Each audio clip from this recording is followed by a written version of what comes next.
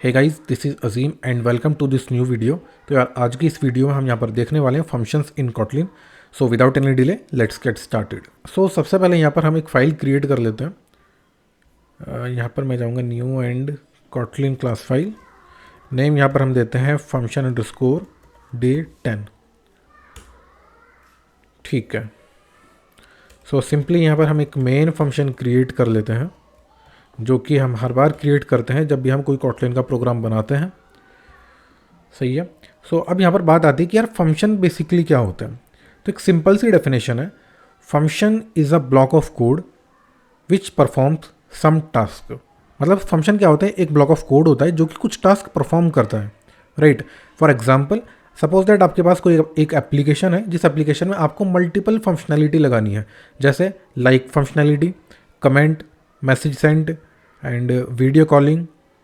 सो इस तरह की काफ़ी सारी फंक्शनैलिटी आपके पास हो सकती हैं। उन फंक्शनैलिटी को करने के लिए हम छोटे छोटे फंक्शंस बना देते हैं। सपोज दैट मुझे एक कॉल लगानी है तो मैं एक कॉल का फंक्शन बना दूंगा। मुझे मैसेज को सेंड करना है तो मैं एक सेंड मैसेज नाम का फंक्शन बना दूंगा, जिसका काम क्या होगा, मैसेज को सेंड करना। ठीक है। सो अब यहाँ पर क्वेश्चन आता है कि यार बेनिफिट क्या है हमें फंक्शंस बनाने का। तो यार फंक्शन को बनाने का सबसे बड़ा बेनिफिट यह है कि आपका एक तो कोड जो होता है वो काफ़ी ज़्यादा क्लीन हो जाता है और अंडरस्टैंडेबल हो जाता है। ठीक है, कि आप समझ सकते हो कि जो हमारा ये लाइन ऑफ कोड लिखा गया है ये बेसिकली किस पर्पज़ के लिए लिखा गया है। अगर मैं कोड ऐसा कर दूं कि सारी फंक्शनैलिटी का कोड एक ही जगह लिख दूं तो मुझे नहीं समझ में आएगा कि यार किस कोड की हेल्प से मेरी फ़ोन कॉल लग रही है या फिर किस कोड की हेल्प से मेरा मैसेज सेंड हो रहा है। तो एक तो बेनिफिट हमारा ये हो गया कि कोड क्लीन हो जाता है और अंडरस्टैंडेबल हो जाता है कोड। दूसरी चीज़ यहाँ पर क्या होता है कि सपोज दैट मुझे कॉल को 10 बार लगानी है, ठीक है, तो मुझे 10 बार सेम रिपीटेटिव कोड लिखना पड़ेगा, जो कि क्या है यार, एक गलत अप्रोच है। तो उसके लिए हम क्या बनाते हैं, फंक्शंस बनाते हैं कि एक बार फंक्शन बना लिया और जहाँ पर भी है जितनी बार आपको वो कोड एग्जीक्यूट करना है सिर्फ फंक्शन को वहाँ पर कॉल कर लो। ठीक है। तो यार बातें काफ़ी ज़्यादा हो गई, अब फटाफट से इसको हम समझते हैं एग्जाम्पल की हेल्प से। तो सबसे पहले मैं यहाँ पर आपको बता देना चाहता हूँ कि मेन जो है ये भी हमारा एक फंक्शन ही है, जो कि हमारा एंट्री पॉइंट होता है कॉटलिन के प्रोग्राम का। राइट। एंड एक प्रिंट एलन फंक्शन होता है, ये भी हमारा फंक्शन ही होता है, जिसका काम क्या होता है, जिसका काम होता है मैसेज को प्रिंट कराना। ठीक है। तो ये हमारे क्या होता है, प्री डिफाइंड फंक्शन होते हैं कॉटलिन में। तो अब हम यहाँ पर समझते हैं कि हम फंक्शन को क्रिएट कैसे कर सकते हैं। तो सिंपल सा सिंटेक्स यही है कि आप लिखेंगे फन एंड फिर name of function. Suppose that मैं यहाँ पर नेम ले लेता हूँ सेंड मैसेज एंड यहाँ पर ये ब्रैकेट को ओपन क्लोज कर देंगे। सो आपका ये सिंपल सा फंक्शन बन गया मैसेज को सेंड करने का। अब अगर आपको इस फंक्शन को कॉल कराना है, यानी कि इस फंक्शन के अंदर जो भी कोड होगा उस कोड को यूज़ करना है, तो आपको क्या करना होगा, इस फंक्शन को कॉल करना होगा अपने मेन फंक्शन में इस तरह से। तो जो भी आपका कोड सेंड मैसेज में लिखेंगे हम, वो सारा कोड आपका चल जाएगा मेन मेथड के अंदर। ठीक है। सपोज दैट मैं यहाँ पर लिखता हूँ प्रिंट एलन मैसेज सेंड। ठीक है। और यहाँ पर इसे रन करता हूँ। परफेक्ट। तो आप यहाँ पर देख सकते हैं मैसेज सेंड, यानी कि मैसेज सेंड हो गया। तो अगर मैं यहाँ पर इसको कमेंट कर दूँ और अब इसे चलाकर देखता हूँ तो हमारे यहाँ पर कोड नहीं चला, क्योंकि हमने फंक्शन को कॉल नहीं किया। फंक्शन तो बना लिया हमने, लेकिन फंक्शन को कॉल नहीं किया। अब यहाँ पर आप एक क्वेश्चन पूछोगे कि ये जो प्रिंट एलन है डायरेक्ट हम यहाँ भी तो लिख सकते थे, फिर हमें फंक्शन की यहाँ पर नीड ही क्यों पड़ी। तो यार एक स्टेटमेंट के लिए तो कोई इतना ज़्यादा समझ में नहीं आ पा रहा है, बट अगर मैं क्या करता हूँ, इसे मल्टीपल स्टेटमेंट कर देता हूँ ऐसे कि थैंक यू एंड इसमें कुछ लॉजिकल ऑपरेशन परफॉर्म करा देता हूँ, ए इक्वल टू 5 + के 6। ठीक है। इस तरह से मैं अपना फंक्शन बना लिया। अब अगर मुझे इस सेंड मैसेज को 10 बार यूज़ करना है तो क्या यार ये सारा का सारा कोड मैं 10 बार लिखूँगा यहाँ पर ऐसे। ठीक है। ऐसे तो नहीं करने वाला ना मैं। तो उसके लिए हम क्या करेंगे, सिर्फ फंक्शन बना लेंगे सेंड मैसेज नेम का एंड इस सेंड मैसेज नेम को हम यहाँ पर कॉल कर लेंगे। जैसे 10 बार करना है तो 10 बार कर सकते हैं, या फिर हम इस पर लूप भी लगा सकते हैं। कैसे, ऐसे 4 i in 1 to 10, एक रेंज हमने डिफाइन कर दी। सही है। और ये सेंड मैसेज इसके अंदर हम कर देंगे। तो ये 10 बार हमारा कॉल होगा। यहाँ पर मैं क्या करूँगा, सेंड मैसेज के बाद एक प्रिंट एलन स्टेटमेंट लगा दूंगा नेक्स्ट लाइन के लिए, कि ताकि नेक्स्ट लाइन में आता रहेगा, यानी कि एक स्पेस आ जाएगा मतलब। सो यार यहाँ पर आप देख सकते हो कि हमारा कोड ये मल्टीपल टाइम्स एग्जीक्यूट हो गया है। सिर्फ हमने क्या किया, एक फंक्शन बनाया और उस फंक्शन को हमने कॉल कर दिया फॉर लूप के अंदर। ठीक है, तो ये हमारा काम हो गया।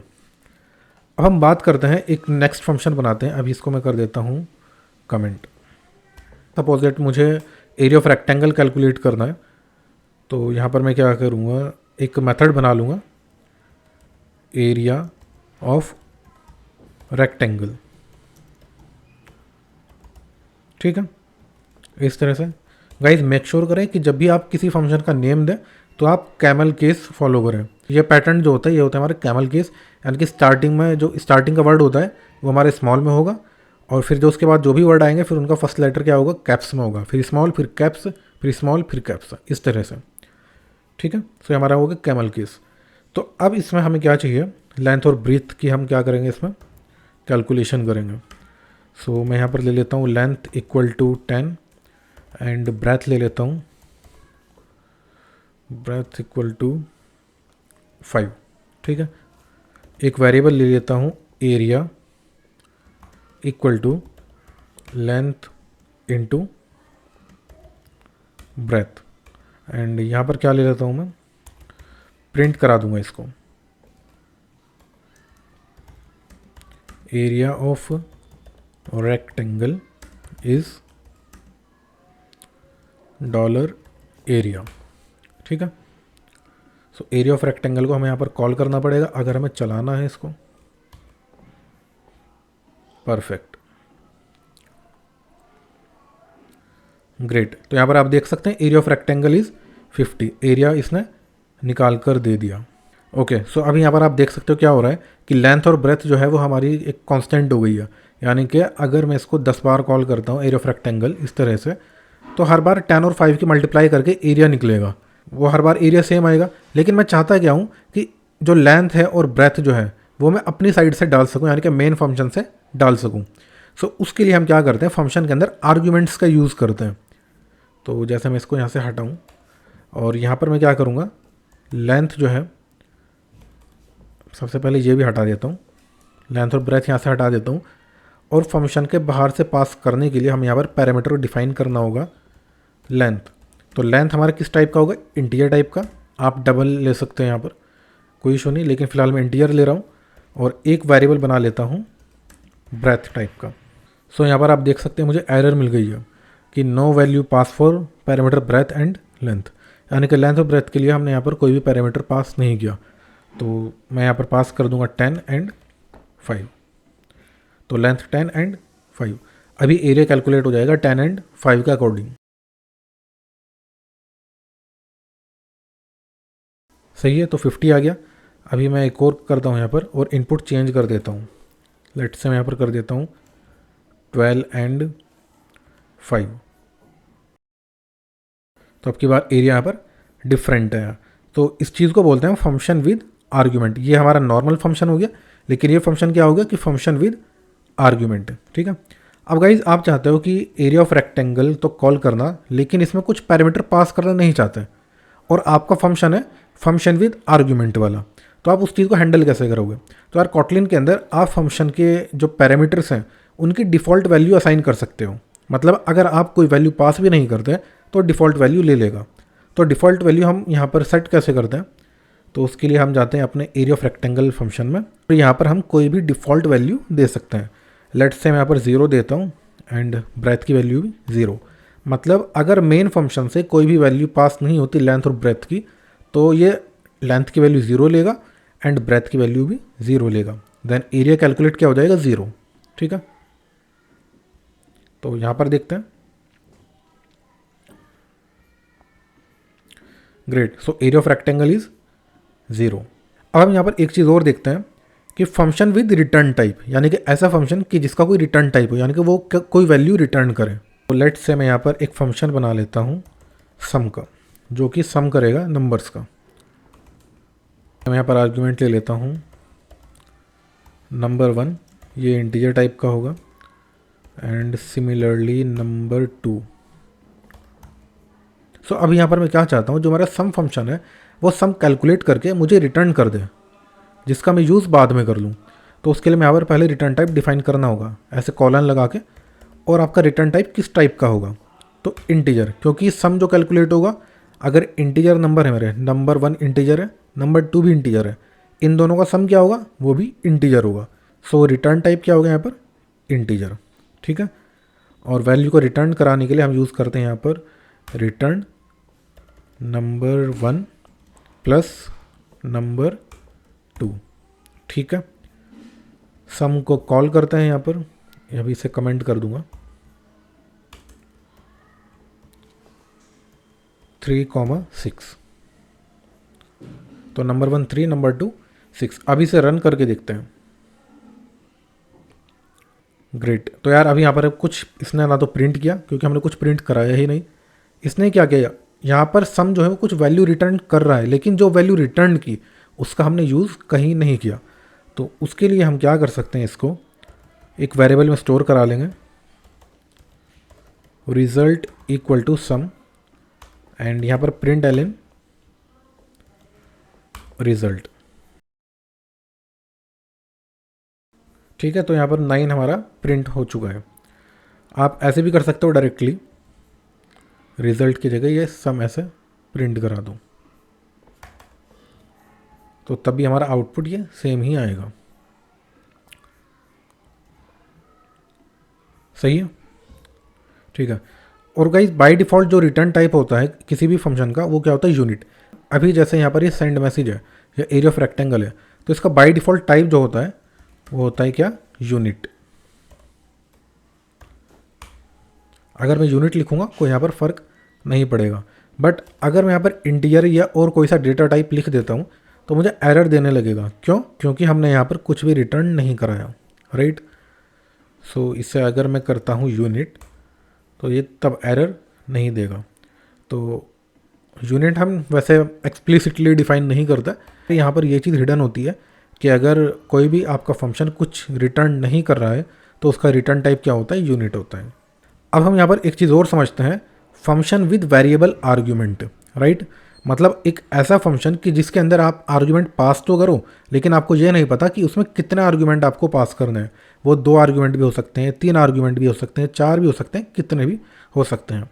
आर्ग्यूमेंट से मतलब बेसिकली क्या है कि जो भी आप इस सम के अंदर ये पास कर रहे हो, ये एक आर्ग्यूमेंट हो गया, ये दूसरा आर्ग्यूमेंट, ये भी एक आर्ग्यूमेंट हो गया, ये दूसरा आर्ग्यूमेंट, इसमें कोई आर्ग्यूमेंट नहीं है।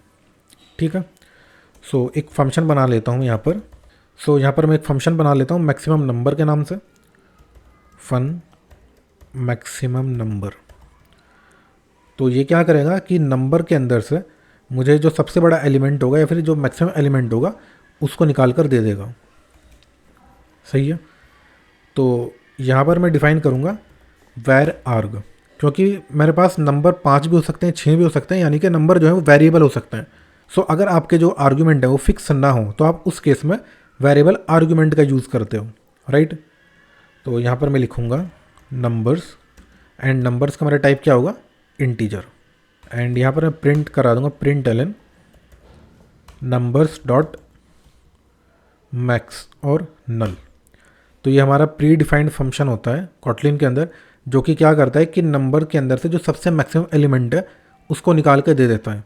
इसको कॉल करते हैं ऊपर,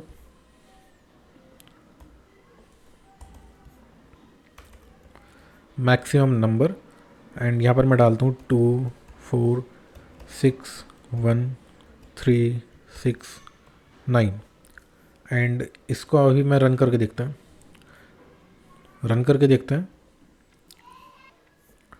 परफेक्ट। 9 हमें यहाँ पर रिटर्न हो गया है। अगर मैं यहाँ पर कर देता हूँ सपोज 11 एंड 17, अब क्या आउटपुट क्या आना चाहिए, 17। ठीक है, 17 यहाँ पर ये आ गया हमारा आउटपुट।